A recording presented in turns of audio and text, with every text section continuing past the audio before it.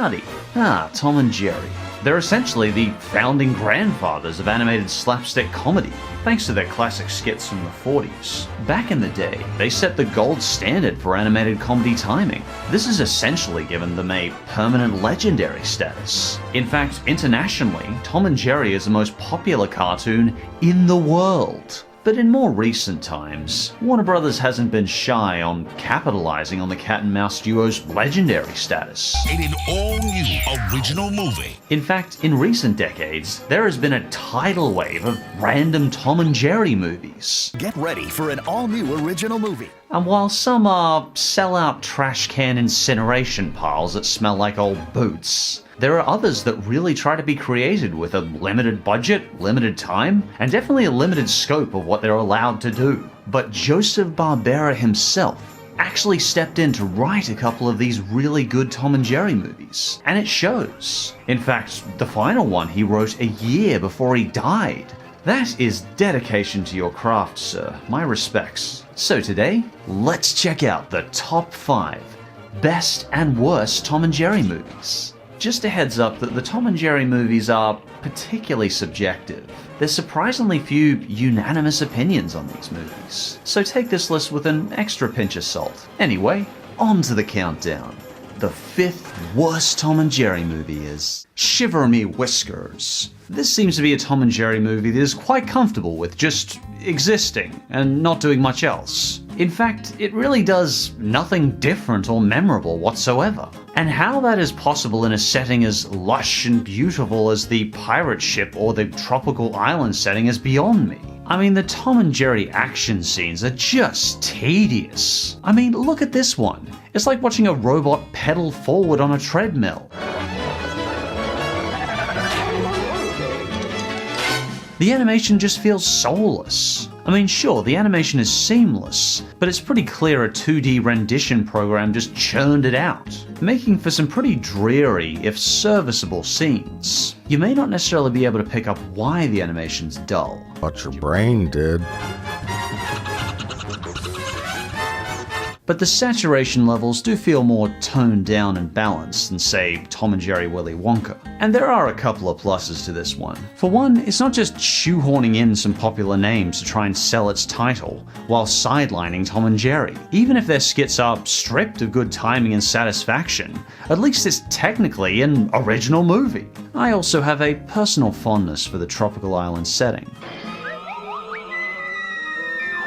I also don't remember hearing any songs, which I appreciated. They even keep the exposition quick and focus on the lackluster action. Overall, I found myself looking at my watch a lot for this one. It might be okay background music and it's pretty inoffensive, but personally, I considered this one of the lousier Tom and Jerry movies. And the 5th best Tom and Jerry movie is Tom and Jerry's The Nutcracker Tale. This is probably the closest I've ever seen to Mr. Barbera doing an equivalent to Fantasia, with that personal Hanna-Barbera touch. The Nutcracker skits actually work. They're funny, they're fast, they get the comedy timing right. The Nutcracker music kind of works in harmony with the Tom and Jerry skits. A surprisingly artistic, similar style to Fantasia. The animation itself is also really colourful and memorable, but not too garish or obnoxious either. And there's barely any talking from even the minor characters. It almost solely relies on visual cues and body language, while pleasant Nutcracker music plays in the background. Nutcracker just immersed me in Tom and Jerry's antics. It feels like there was an honest, real effort to make this a memorable movie that everyone could enjoy. Tom and Jerry Nutcracker Tale reminds me of everything I enjoy about Tom and Jerry, and all that original charm of Hanna-Barbera. And for the 4th worst, Tom and Jerry the movie. I recognize this movie is pretty bad, but, well, to be honest, it's a guilty pleasure of mine.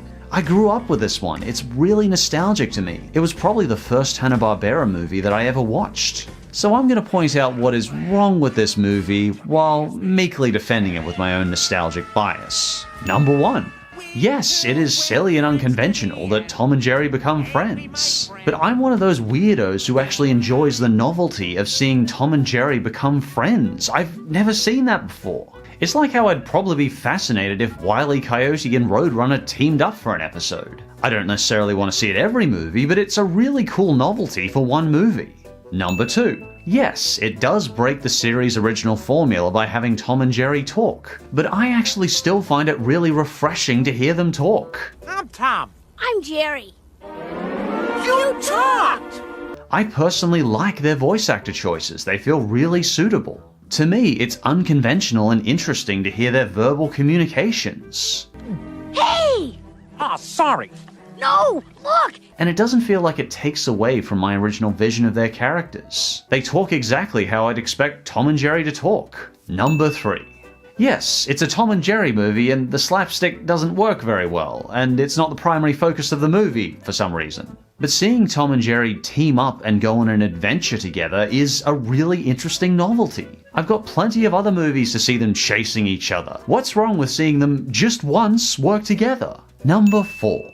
Yes, the story with Aunt Fig, Robin, and her dad Indiana Jones is silly and it doesn't make much sense. But at least it was trying to be original. Unlike Tom and Jerry meet Sherlock Holmes, Robin Hood, or Willy Wonka, I had no idea what to expect next year. This is actually an original movie. An all-new original movie. And for number 5, yes, a lot of the songs are really silly, but there are actually a couple I really like. Unlike some of the other movies, most of them are fast-paced and don't drag out too long. A lot of them have this nice, not too overbearing jazz tempo to them that I really enjoy. That Gangsta Cat song, for example. We hate your ugly mug, this putrid place, the lousy, stinking human race. Tom and Jerry also feel pretty naturally thrown from one situation to the next. Nothing felt too out of nowhere to me. And again, it's not a flimsy pretense to stick two popular subjects together just to make money, which feels like a lot of the movies after this are.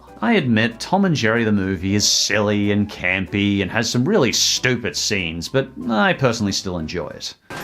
And for the 4th best, Tom and Jerry and the Magic Ring. This one has a lot of that traditional Tom and Jerry charm. It's a small detail, but once again, I really like the choices for Tom and Jerry's voice actors in this one.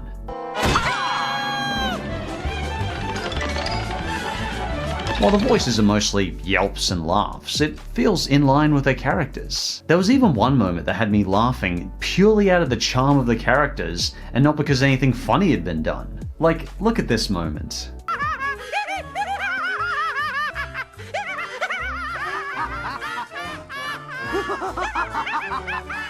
Tom has finally caught Jerry, and Jerry just bursts into laughter. And eventually Tom ends up joining in laughing with him. And just watching them, I ended up laughing as well. The focus remains on Tom and Jerry's chasing skits as well, without too many diversions. In fact, the plot is kept pretty bare bones simple. Tom is left in charge of a priceless magic ring by his wizard master. But it of course gets stuck on Jerry's head, who runs into the city with Tom in chase. I think this is one of the first movies to really capture the original look, timing, and feel of the original Tom and Jerry's 1950s skits. Even the animation style looks a bit more traditional and not that ultra-sharp modern style we get today. I would consider Tom and Jerry and the Magic Ring one of the best Tom and Jerry movies. And the 3rd worst Tom and Jerry movie is Tom and Jerry meet Sherlock Holmes. Oh joy, we're given a mediocre, lackluster version of Sherlock Holmes. Except this time, Jerry is Holmes's assistant. Woo! Would you be a good little fellow and fetch us the latest copy of the Times? So in fact, it's actually false advertising. Tom and Jerry don't meet Sherlock Holmes. Jerry apparently already knew the guy and had been working for him for years. And the slapstick in this one really is nothing to write home about.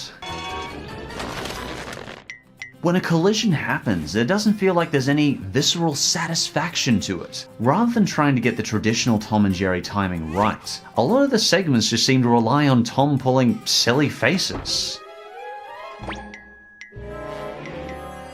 Every segment just seems to meander along at an uninteresting but utterly inoffensive pace. And this one definitely seems to be a case of the franchise's meeting purely for the sake of money and marketability. Sherlock and Watson do their case, while Tom and Jerry just sort of exist off screen doing random errands. Even Droopy's scenes don't feel right, and normally all he has to do is say his signature phrase to get me laughing. Hello, all you happy people. Overall, the slapstick felt bland, the characters felt forced, and I personally felt no investment in Watson and Holmes' mystery. Even Holmes reaching his epiphany at the end felt pretty rushed. But that being said, I've barely watched any detectives movies beyond Basil the Great Mouse Detective and a Garfield special. I like babes and bullets.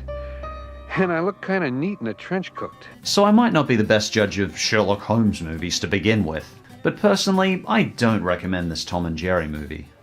And for the third best, Tom and Jerry, Santa's Little Helper.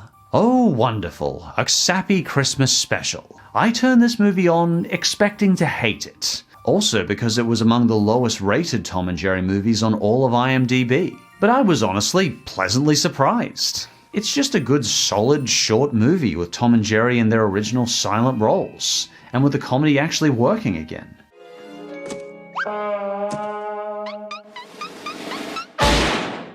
It once again captures the original short's comedy timing, setup, and charm. I normally don't have much patience for Christmas specials, but I have to admit, I enjoyed this one. The usual ham-fisted Christmas morals are still there, but they're not too in-your-face or schmaltzy. Although you probably did notice, the visuals lack some of the grace and finesse of the later movies. But I actually didn't notice that much because I was enjoying the skits and comedy between Tom and Jerry. I mean, I still think Tuffy was given far too much screen time, as always, but he's not too annoying in this one.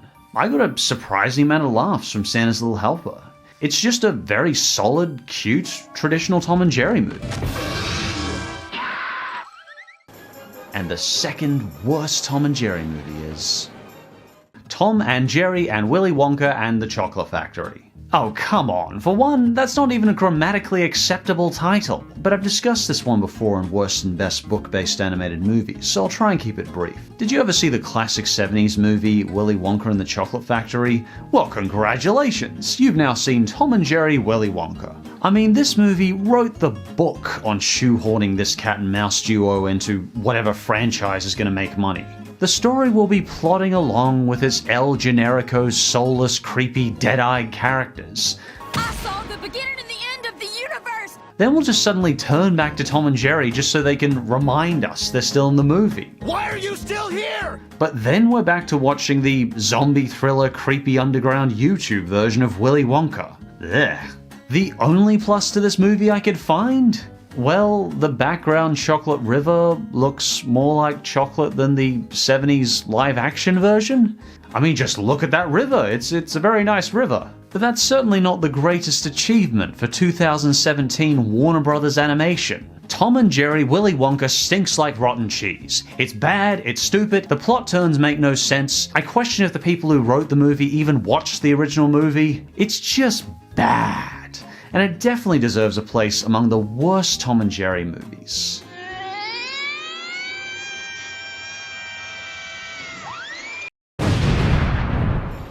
And for the second best, Tom and Jerry Blast Off to Mars. I'm a bit of a sap when it comes to concepts like sci-fi, aliens, and space. The idea of Tom and Jerry going to Mars really appealed to me. That's a relatively original movie. And the core concept is there. The Tom and Jerry skits are funny again. And I like how they use the scenery of Mars and space to do their skits. But interestingly, some of the skits this time take a bit of a slower pace. They have more of a build-up this time, expecting a bit of patience from the kids, and I like to see that.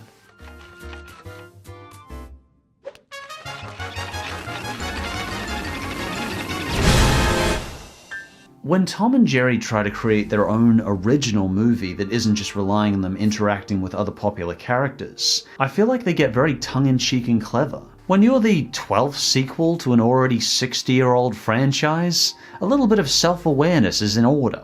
Science has shown that cats harbor an instinctive dislike for mice and rodents in general.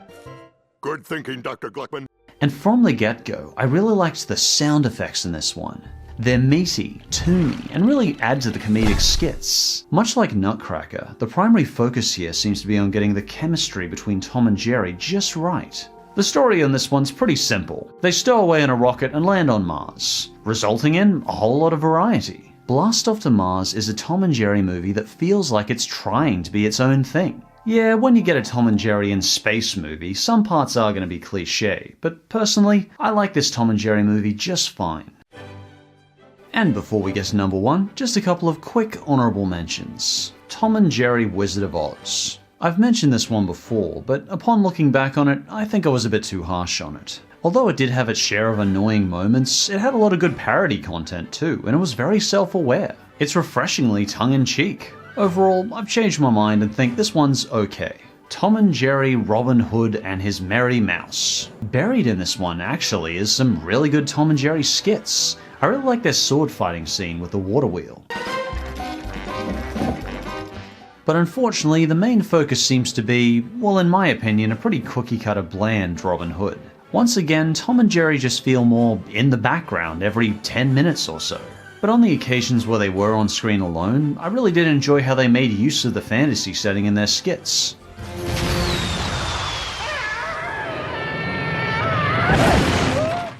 Tom and Jerry's Spy Quest. I'm sorry, I just couldn't get into this one. The dialogue feels like a major step down this time. Well, I'm definitely not in the mood for barbecue. And jeebus, Johnny's delivery in particular just annoys me. It just sounds so cliche to me. The animation looks great though. And having Tom and Jerry just tag along on a secret spy mission makes for some very varied, interesting settings. It's a visual spectacle, but jeebus, I didn't like the writing on this one. I can smell it from here. That's not dinner. And the number 1 worst Tom and Jerry movie is Tom and Jerry Back to Oz. Oh, this one was a chore to watch. It's just everything I don't like about these cheap rehashed Tom and Jerry movies. Except all the charm of the original Tom and Jerry Wizard of Oz movie has just been wiped out. Also wiped out of Back to Oz is a whole lot of Oz, for that matter. In fact, this movie has barely anything to do with Return to Oz. Instead of screaming heads, we get farm lawsuits. I mean, those farm lawsuits are just so dang fascinating to the kids, aren't they? You see, the businessman files a lawsuit, claiming that the Twister released some of the Gale pigs who then plundered his prize watermelon patch. Did you find that sentence as boring as I did? Well, imagine how the kids at home are feeling. I mean, the big, bad, legitimate barbecue businessman wants to offer people meat at the fair. What an evil villain. I'm running a big booth at the Kansas State Fair. I mean, what, are the entire cast vegans this time? I mean, this doesn't seem like a real villain. Maybe they just don't like chicken nuggets. I don't know. So I'm willing to take my payment in livestock. Oh, you awful little troll. I mean, I'm sorry to drive this home, but we literally see Tom scarfing down a chicken in the other movies. Anyway, the original 1985 Return to Oz was freaking fascinating. I love that story. The yellow brick road was in rubble, and the entire Emerald City was in ruin. Dorothy had to return to stop an evil empire that had taken over Oz. That's an awesome story. But here, we spend a good portion of the movie back in Kansas, learning about Dorothy's farm. Woo! And how they protect the farm against the wind. Slow down, you're getting too exciting for me. Well, this brilliant invention of mine will generate enough wind to blow that twister right back where it came from. Oh wait, we got like 4 whole seconds of Tom and Jerry there. But then we're treated to a song by Dorothy. Rejoice. I've seen many different faces, the most exotic places. I mean, she sings fine. I just don't get how the kids are meant to be fascinated by starting the story on 20 minutes of barn life. This time, Tom and Jerry are completely sidelined for minor characters. A more appropriate title might be Dorothy doing boring stuff in Kansas and going to the fair, also featuring some Tom and Jerry scenes. Maybe. Possibly. Now we're hearing about how they're remortgaging the fricking farm. Where is Oz? There's nothing we can do but go into town and remortgage the farm. Again. So eventually, even the monkey henchmen get bored and forcefully carry Dorothy off to the main story. Fly, my pretties. Fly!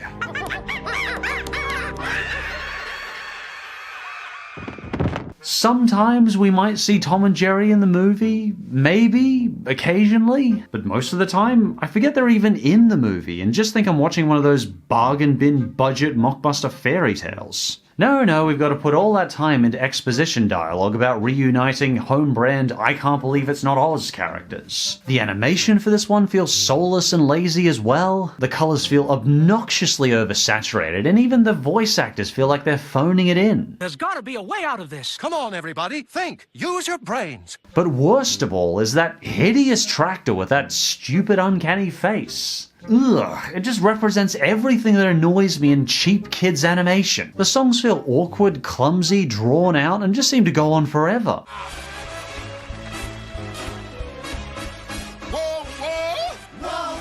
Characters move in a plasticky, robotic fashion too. Sometimes I don't even bother to animate characters at all. Look at these background characters. They are literally a backdrop. I hate to say it, but at least I kinda sorta gave a crap with Tom and Jerry Willy Wonka. At least I was fascinated by how terrible it was. This is just too dull and generic for me to even care. Tom and Jerry's Back to Oz was the most painfully long Tom and Jerry movie I ever sat through. I can comfortably call it the #1 worst Tom and Jerry movie.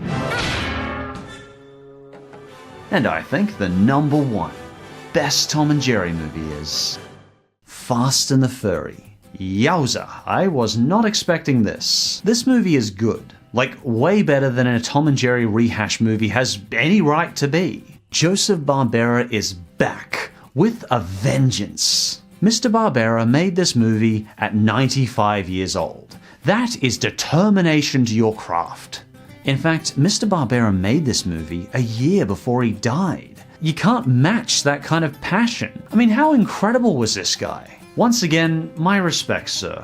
The story's basically that Tom and Jerry enter a race to win a new house after being evicted from their old house. But the skits are still a good amount of the focus. And the film actually feels completely original. There's not specifically key characters here they have to shoehorn in. The movie will just go off and do its own thing, leaving Tom and Jerry behind, but it feels like an authentic Hanna-Barbera Cartoon Network movie that I'm interested in. Just from the announcers of the race alone, there's great satire here.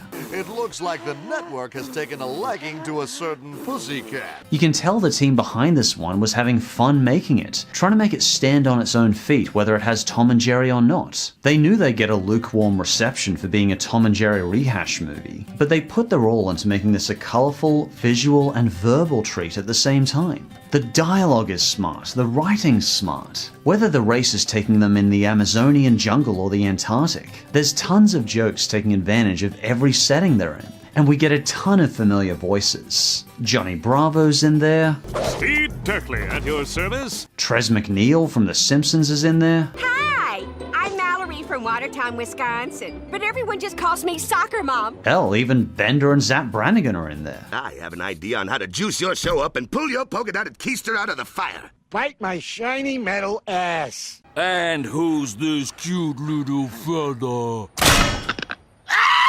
And of course, Robert Paulson, aka Yakko. We are still looking for one more contestant to round out the field for the fabulous super race. Even Tom Kenny from SpongeBob's in here. I curse your souls, mortals! I know I'm turning this into a guess that voice actor game, but I just dig all these voice actors. And once again, I appreciate how tongue-in-cheek and self-aware this movie is. It feels like something you get out of a good Simpsons episode. I remember every single competing and minor character.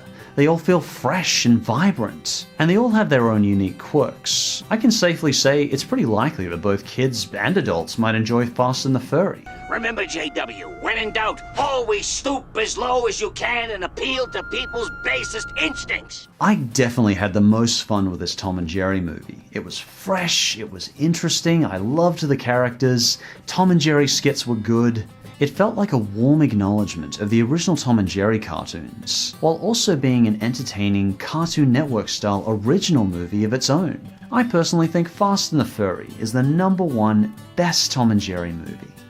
Well, thanks for checking out these Tom and Jerry movies with me. Tom and Jerry has been a staple of television for years. And in the hands of someone who actually cares about these characters, these movies can really reflect an understanding of what people like about the cat and mouse duo. While I do suspect that the days of good Tom and Jerry movies are behind us, there's no reason I can't still appreciate the movies that William Hanna and Joseph Barbera left behind. And my respects go to all the team members who saw these movies as more than just a Tom and Jerry rehash, and really tried to make them special. And if you have a personal opinion on these Tom and Jerry movies yourself, feel free to leave your own thoughts in the comments below.